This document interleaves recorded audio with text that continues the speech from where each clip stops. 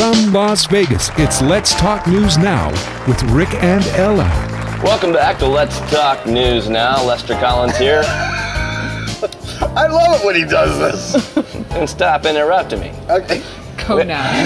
I'm just teasing. I love it. It's like Saturday Night Live, the weekend news update. Yeah, it is. Well, the thing is, has anybody noticed about our glasses? Rick thinks it's fun to quick change glasses, see if people notice. I think it's a little fun. And yet you participated, which is I'm willing. I'm always willing. I'll tell you what. It's too early in the morning for this, isn't it? It's just too much. Anyway, we're here to talk a really serious subject. Marcus is here. We had a nice little talk, and then Rick tries to take away my thunder again. Good morning, Ella. Mr. Morning. How are you? Me.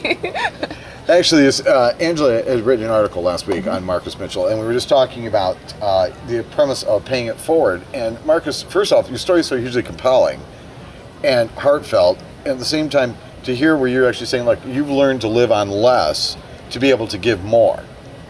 Exactly.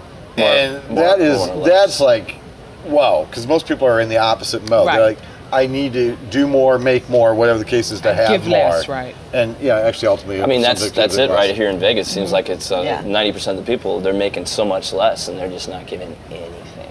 And I don't care what level of society it's at. It could be 1,000, 1,000,000. It's the same scenario. Mm-hmm. Good on you, brother. So the thing is, you mentioned your wife had passed away due to stomach cancer. Stomach cancer is not something I hear a whole lot about. Now, Elle and I were just 2 weeks ago, we were out the Relay for Life with the American Cancer Society. We were out there for 20 hours. Okay. My daughter was there. Yeah, was she? Okay, there you go. I got beaten by that sun, but it was worth it. It really was. It was, yeah. So share with us a little bit, stomach cancer. Why is it we don't hear about it as often? Is it prevalent? It's just not getting the attention because it's been on the decline, though, in the past few years. But recently, it's starting to come back and seems like it's getting more popular now. And people are starting to pay a little more attention to it. Mm-hmm. But it lacks the funds. So what's the cause? What? The cause is like, it's just still kind of like unknown. Like we still don't know to this day, like why she got it. Nothing specific about her diet or her family. There was no family history. Whoa. There was nothing particular in the diet. I mean, it just popped up. That's what seems to be with cancer nowadays. Just never it's know. not genetic. Yes, it just turns up, and Right. it's different things. So, and some people who, not so much that they should, but like smokers for all their lives, they never get it, and then it's like it's not the same, but it's relative. You were talking about like coverage and stuff. I have performer friends, like magicians here, Steve Dackery. He passed away a year and a half ago. Mm-hmm. He didn't have the money or the coverage to fight it, so he basically just took 9 months and was gone. And because some of these performers who haven't worked in a while, they just don't have their, And how sad is that, Well, which has been one of the cornerstones to the whole healthcare issue. No, we're not getting the healthcare issue today because I did bring it in. I have a nice segue on that. Today. But we will be doing another show for sure. But there seems to be just this fundamental, like the disconnect, if you would, between the country that has the greatest health systems in the world and the fact there are so many people that do not have health care for any number of reasons. Now, did she fight it? Did she have treatments and all that kind of stuff? How long did that go?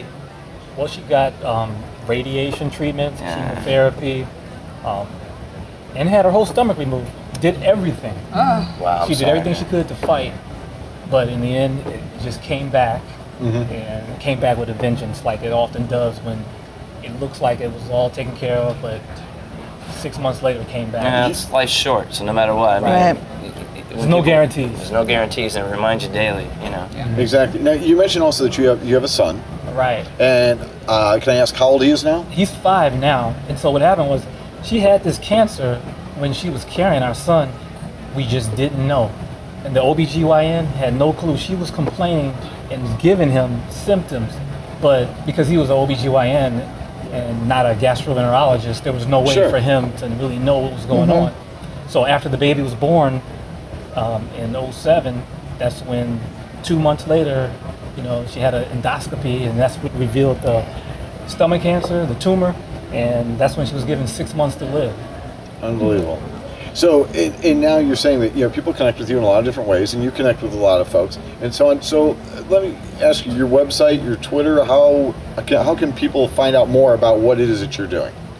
For stomach cancer, the website is www.scrnet.org.